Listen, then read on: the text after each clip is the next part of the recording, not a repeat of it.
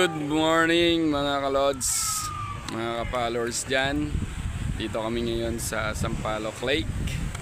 Ayan, isang magandang araw ngayon, magandang panahon. Ayan po, ayan. Sa mga hindi pa nakakapunta rito sa San Pablo, Laguna, ito ang pinakamagandang lugar dito, no?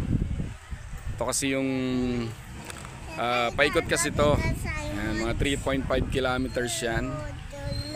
At gusto mo magpapayat, mag-jogging, mag-unwind, mamasyal lang, at maupo lang. Ayan, ito napakaganda dito sa lugar na to. Actually mahaba yan, paikot, no? May mga naarkila ng bike, e-bike, walking, yun ang pinakamaganda. Jogging, yun ang pinakamaganda dito mga lods. Kaya pasyal na, Sampaloc Lake. Ayan, madaling hanapin to, hanapin nyo lang ang munisipyo ng San Pablo. Pagka natanong nyo, tapos munisipyo, yun, bababa lang kayo.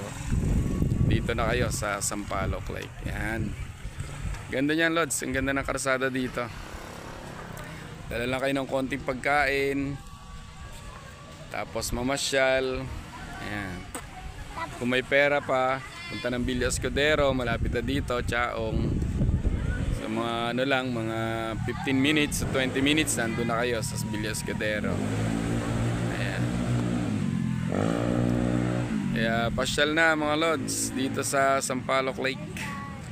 Punta kayo ng maaga or hapon, maganda dito. Libre lang, ang pinakamaganda dito, libre. May mga kainan naman dito. Ayan na, pasyal kayo mga lods. Ayan na, ganda. Ito yung mga kasama kong mga batuta. Ayan o, yun o. Ayan, enjoy na enjoy dito ang mga bata. Ayan. Yan lang. Good morning.